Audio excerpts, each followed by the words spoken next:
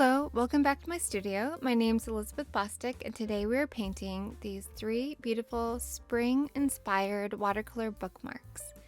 According to Farmer's Almanac, the two birth flowers for the month of March are the daffodil and the jonquil. The materials I'm starting off with are a piece of watercolor paper. It's a 140-pound cold pressed. It's not 100% cotton. This one is the cellulose paper, so it's a little bit different from the 100% cotton, but either one will work great for this. After drawing the line straight down the center, I'm tracing in or penciling in just a little circle towards the end. That's where the tassel will be, where the hole punch will be. And I'm using the line as a guide. I'm writing the letters, half of the letter is above the line and half of the letter is below the line. My handwriting is just my cursive that I learned forever ago. It's nothing special. But I find when I go over it with a marker like this fine-tipped gold metallic painter's marker, that it makes it look just a little more special. It gives it a little sparkle, a little fun, and I appreciate my handwriting a little more once I've made it just a little bit special, going over it with that fine tip metallic painter's marker. The next step, I'm tracing a circle. You can use anything around your house that is less than 2 inches in diameter or 2 inches wide, so it won't go off the edges of your 2-inch wide bookmark. And this circle just gives me a guidance for my petals. It'll be erased later, so it does not have to be perfect.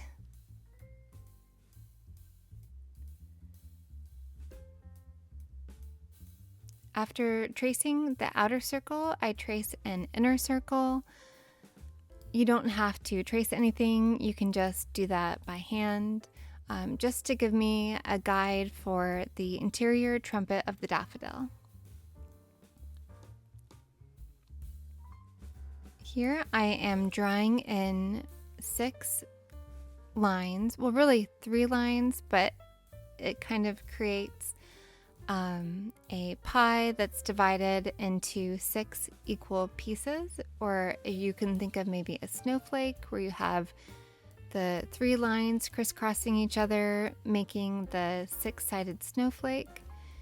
And this is just as a guide for the petals for the daffodil. So each petal will follow a line.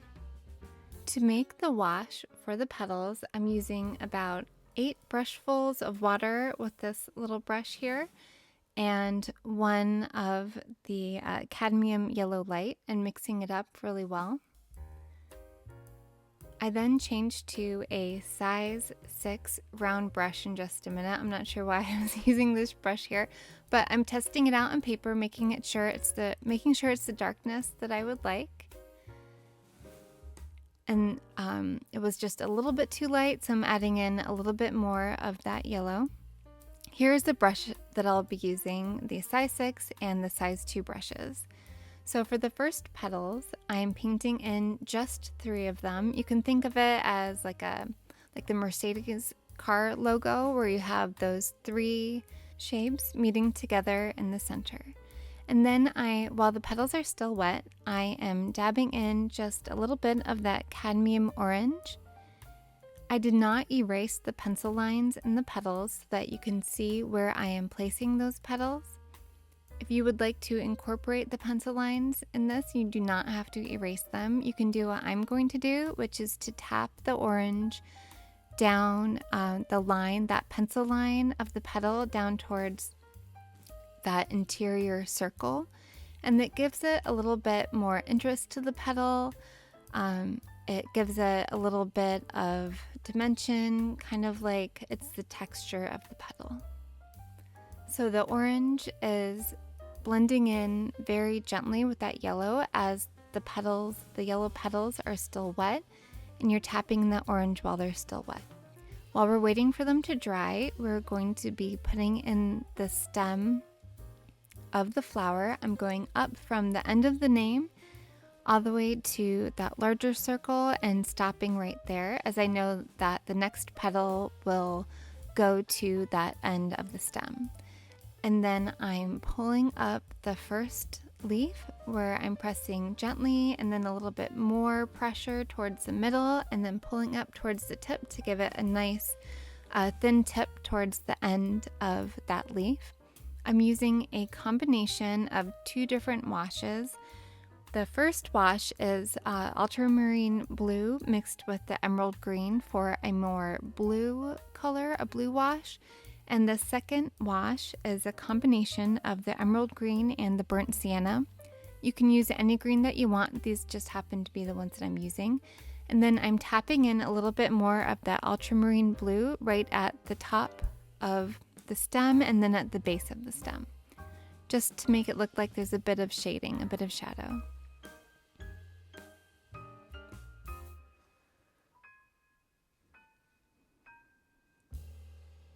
While we're still waiting for the petals to dry, we are starting with the bees, which are just 3 little puddles of yellow, the center one being the fattest, the one towards the top or towards the head being the thinnest, and then the little fuzzy bee bottom being smaller than the center or bee tummy. And while those are drying, we're going back into our flower and placing the next 3 petals with that same cadmium yellow light wash, and then adding in, while the petals are still wet, adding in that cadmium orange just like we did with the first ones. And if you have your pencil lines still showing, you can go down those pencil lines as well with that orange. Since the initial leaves are now dry, I'm going in and putting in some more leaves with that wash of the emerald green mixed with the burnt sienna. So it's still kind of a cooler green, but it's a bit warmer than the wash that is the ultramarine blue and the emerald green together. When I say warmer, I mean it just has a bit more yellow in it and also a little bit of red, because the burnt sienna is kind of a red or golden red brown. So warmer just means it's a bit more of a yellow to it. It's not as cool as a blue-green. So for this next step, we are going around that center line or that center circle, the line of the center circle, with a wiggly yellow line, and then filling in the center of it as well so that the whole circle is wet. And I'm using the darker cadmium deep yellow for this, just so it shows up more in the video, but you can use the cadmium yellow light or the same yellow that you use for the petals. It doesn't have to be a deeper shade. And then I'm tapping in the cadmium orange all the way around, so that way the orange is blending in very gently to the yellow of the circle that's still wet. This gives it that really pretty wet on wet, gentle blending look. Then I take the orange off of the brush by dabbing it on the paper towel, and then I dab it into the cadmium red light, and I'm dabbing that cadmium red light all the way around. So now you have, in this circle, you have the yellow, and then you have the orange, and then you have the red, and they're all blending together really softly because they're all still wet with that wet on wet blending effect. So for the very center of this daffodil, I'm using just a tiny bit of the brightest green in the palette. The green on this palette is actually called bright green, but you can use any brighter green that you have. If you don't really have a bright green, you can mix your own, mixing your green with some yellow. That will create a brighter green. I would wait till that center yellow is completely dry before putting that little bit of green right in the center. And now I'm making a wash of black for the bees. The little petals of yellow are completely dry, so now I'm able to put in the head, and I'm filling in the space between those petals of yellow to make the bee's body. The reason we're using a wash of the black and not the black just straight from The pan of black is because you'll want to be able to create a bit of shading in your bee. So you want more of a darker gray at first. And to make the gray color, you're just adding water to the black to lighten it up a bit.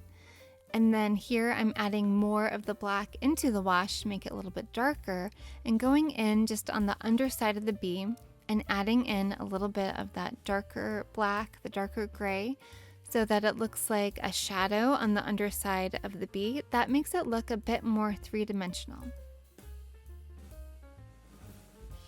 I then go in with a pencil and I'm drawing in the little antenna and then that top curved line to represent the wings of the bee.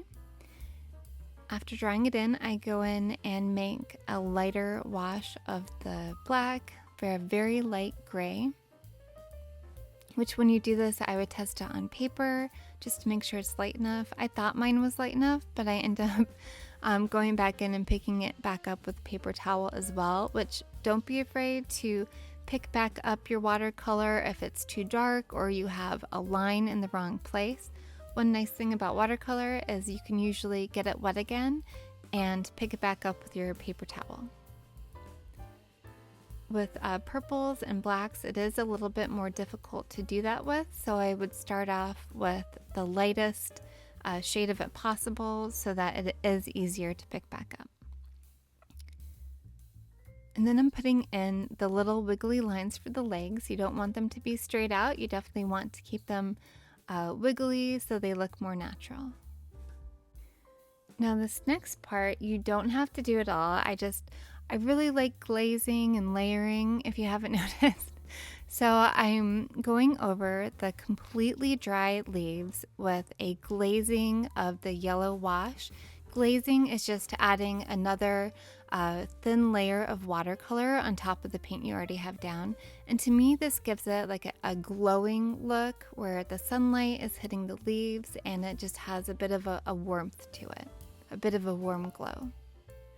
To add a fun shadow to the writing that we have on our watercolor bookmark, I'm making a bit of a wash from the blue-green watercolor and just following the cursive handwriting. I am trying to keep the paint to the right-hand side of the letters so it kind of looks like a shadow, and I'm just following each letter, giving it a little bit of a pretty transparent shadow, just a very light, kind of a hint of a shadow, and I think it gives it a bit more fun, a bit more elegance, and I really like this effect on the lettering.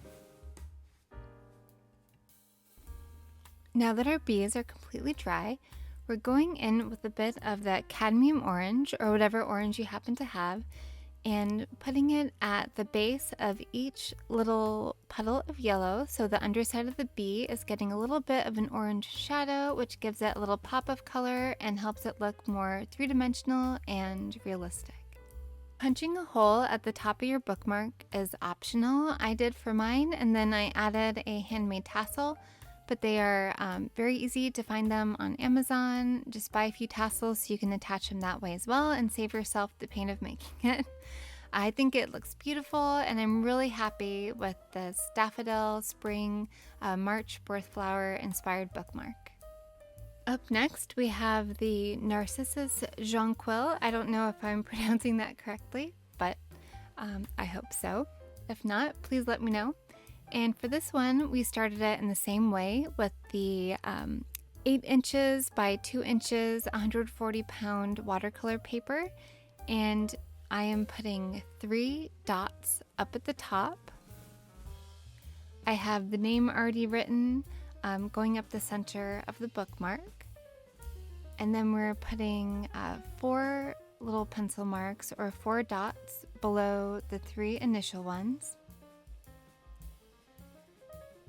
And these I'm eyeballing, I'm not measuring. I'm just trying to keep them about the same space apart, but they're definitely not perfect. And then I have the 2 on the bottom, and then I lighten all of them with the kneaded eraser. Then for the initial petals, they kind of look like a Mercedes car logo, but you're just putting down 3 little petals at first for each one. You could do all of them at the same time, all 6 petals, but I found it was easier for me just to do 3 at a time. So each petal touches that little dot in the center and goes out from there. So 3 petals for each flower. They don't have to be exactly the same size. I'm just kind of eyeballing it. When you look at pictures of them, it's hard to pick out one petal from the next. You just know vaguely that they have 6 petals, so I wouldn't worry too much about it. I sped up the process a bit so you don't have to watch each petal go in. And then for the stem of the jonquil, I'm using a wash of a blue-green color, but you can use whatever green that you have. The wash I'm using is made up of emerald green, burnt sienna, and a little bit of ultramarine blue, but you can use whatever green that you like. After the initial stem, I'm putting in the leaves, a very lighter pressure at first, a little more in the center for a little bit of a wider brush mark, and then picking it up at the tip of the leaf so that there's a little less pressure at the tip, so it makes a thinner point towards the tip of the leaf. While the first layer of leaves are drying, I'm using the painter's marker. It is the ultra fine tip gold, and going over the name to give it a little extra sparkle, a little extra fun.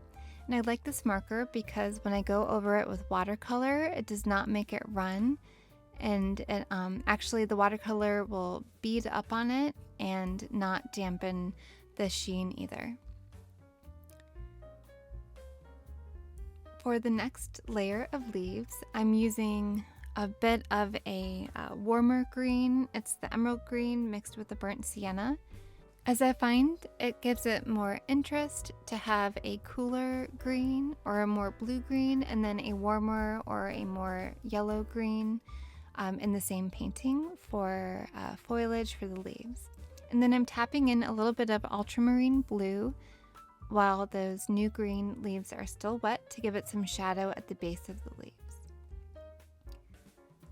While I'm waiting for them to dry, I am following my cursive lines, trying to keep the color towards the right-hand side of the lines, so I'm giving it a bit of a shadow with the blue-green color and going all the way up to where it meets the leaves up at the top. Now that the initial 3 jonquil petals are dry, I'm going in with that same yellow wash and adding 3 more petals to each flower.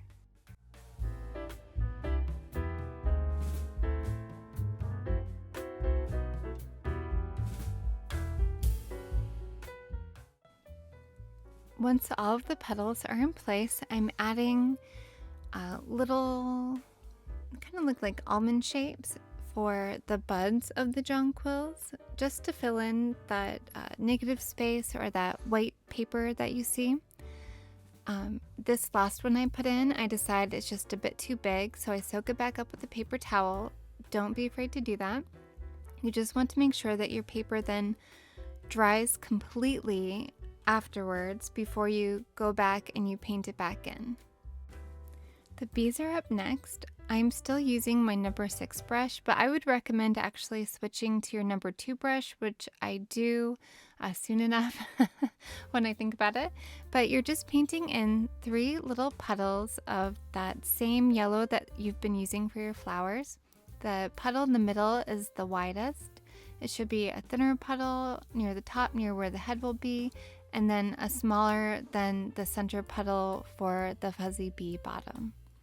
While the bees are drying, I'm using that same blue-green color that we used for the leaves and putting in just little lines. You can use your number 2 brush for this as well. You don't need to be using the larger number 6 brush for this, whichever one you feel more comfortable with really. And I'm just placing the stems so they all seem to be kind of going towards the center of the bunch of flowers. As with jonquils, all of the flowers come off of the same center stem.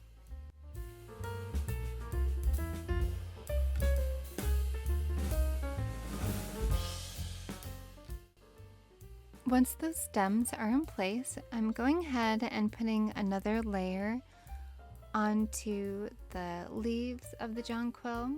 I'm using that combination of emerald green and burnt sienna for a bit of a warmer green. And then taking just a tiny bit of ultramarine on the very tip of my brush and tapping that into the base of the stem just to give it a little bit of shadow and look a little bit more three-dimensional.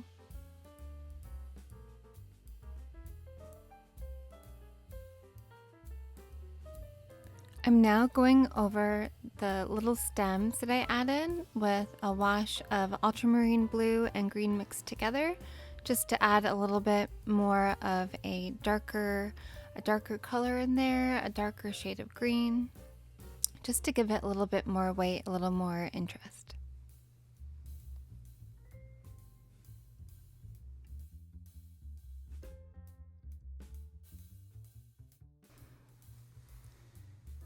Now I'm going in with a wash of the cadmium orange, and I think it's about 5 brushfuls of water and 1 of orange, and I'm making a circle around each dot. So in the center of each flower, I'm painting in a little circle.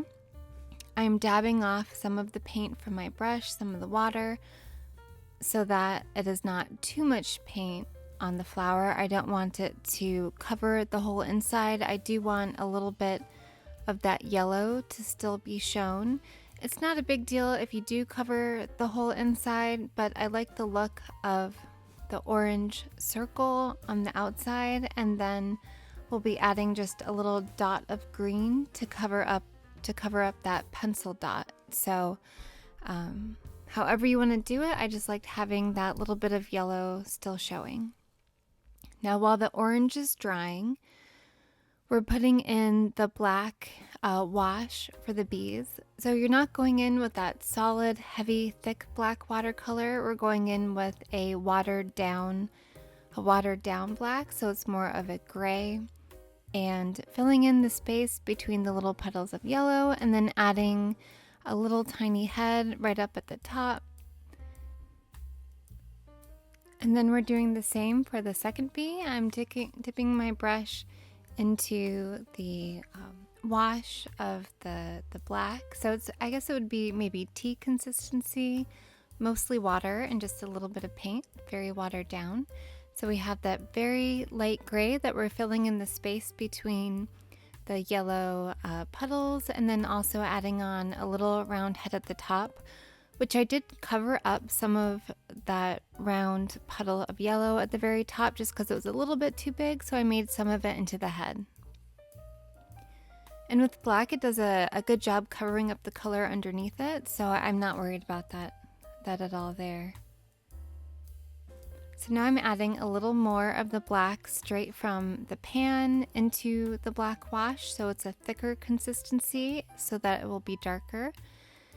And I'm adding in a little bit of that darker black towards the underside of the bee, so it gives it a look as if the sunlight is shining down on them, and they have a little bit of shadow underneath them so that they look a little more three-dimensional. And now I go in to put in those teeny tiny antennae with a pencil, just 2 little lines, and then a little swoop, a little curved line to represent the top of the wing.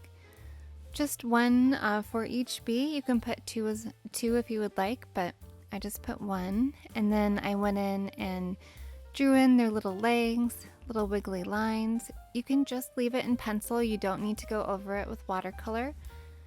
But I did take my size 2 brush and I went into the wing with watercolor and into the legs with watercolor.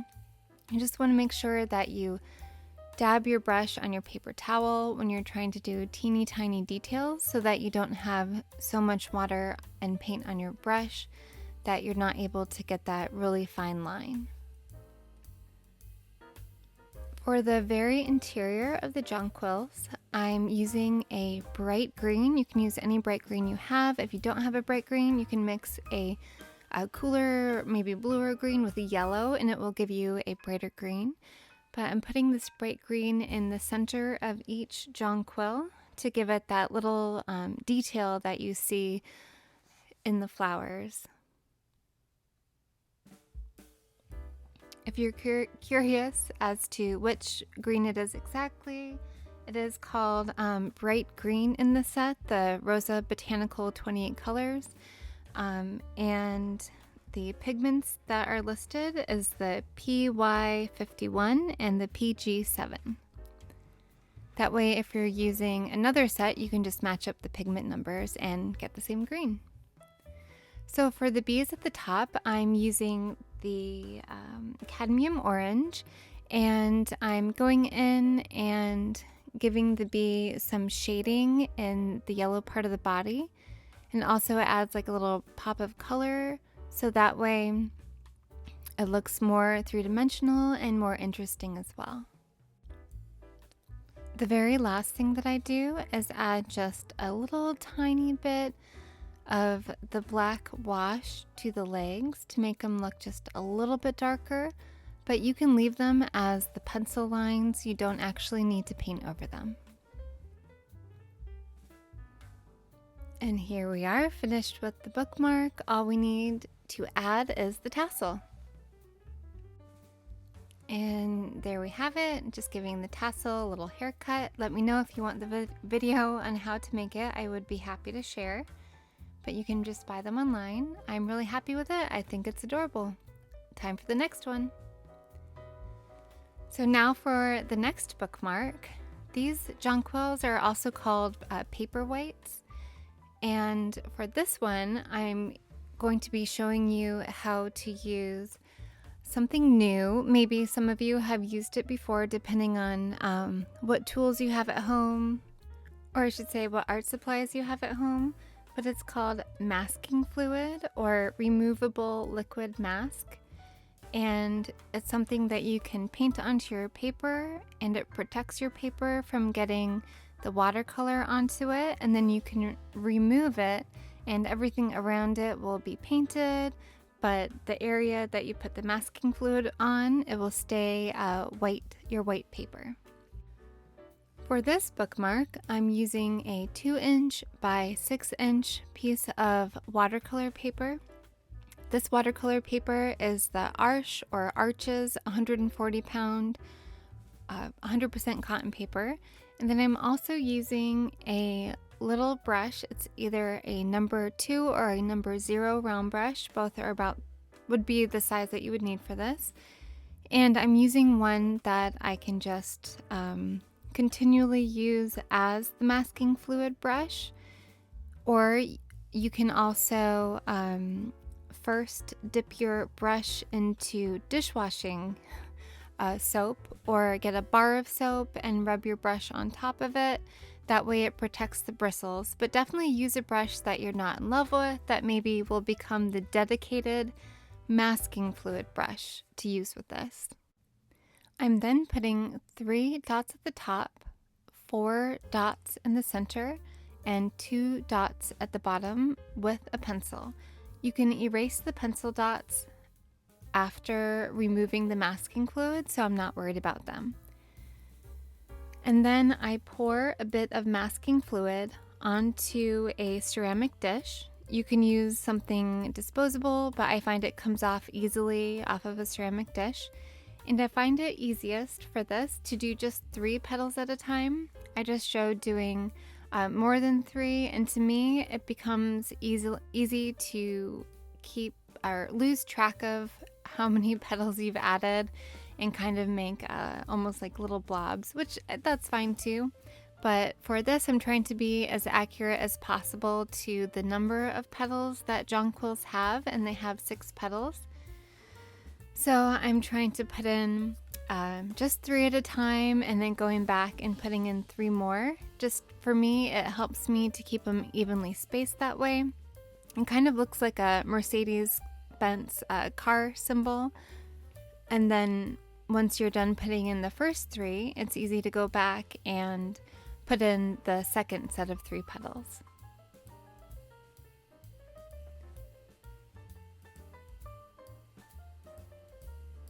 Just like the other bookmarks, I'm using a wash of a blue-green to trace my letters so that they all have kind of a cool shadow to them, just to give it a little more interest, and I think it looks elegant and whimsical at the same time. Going back to the masking fluid, I put in with that same dedicated number 2 or number 0 round brush, just a few little buds. Once the masking fluid is dry, which I think it took about 10 minutes, you can also use a hairdryer to make sure it's dry. It will still feel sticky when it's dry, but it won't be wet. I then use a combination of emerald green and burnt sienna, and starting from the end of the name, I'm pulling the brush stroke up towards the top of the paper, making sure to paint over each and every flower so that it will show up as a white flower against a green background.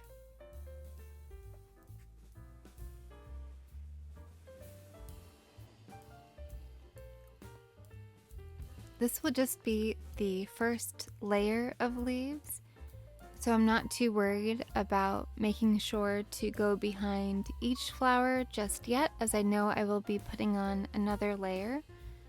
But I do cover most of that white paper behind them.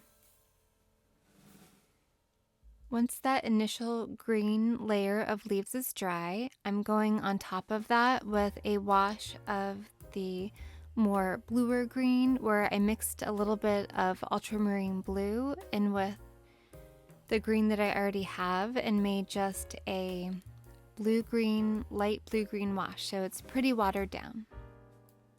This just gives it a little bit more interest, adds another color to it. And then after that is completely dry, I go in with a third layer, which is just a wash of yellow, and it adds a bit of a glow to the leaves, and it changes some of the blue-green into a warm green. Once that is completely bone dry, you use your fun tool. It's made out of rubber, natural rubber, and it is a masking fluid remover or a rubber cement remover. If you're looking for it online, it can be listed as a rubber cement remover, a masking fluid remover, and what you do is you're just rubbing gently over that still kind of sticky masking fluid, and it just picks it right up. You can feel with your fingers afterward to make sure there's nothing still left on there. I have made a wash of the cadmium yellow light and am painting little puddles of yellow, not circles like we did with the last one, but fully filled in circles. So just painting in little circles of yellow. And then once those are dry, taking that bright green and putting in just a tiny little dot of bright green into the center of each yellow circle. Then I'm using just a little bit of white gouache to cover up those little teeny dots of paint where I don't want them. White gouache is almost like watercolor, but it's more opaque, it's thicker, so you don't want to water it down. You just want to paint with it as it comes out right from the tube. Our painting is finished. It's time to take off the tape very gently. And all we need to do now is add a little tassel. I think it turned out really well. I think it is so cute. I really love the little paperwhites. And I think that they are matched well with the shorter bookmark, but that they would also look great on the longer 8-inch bookmark as well. Thank you so much for joining me today. I hope that you get the chance to create today, to go out for a walk, maybe have a cup of tea with a friend or a nice phone call, and I will see you next time.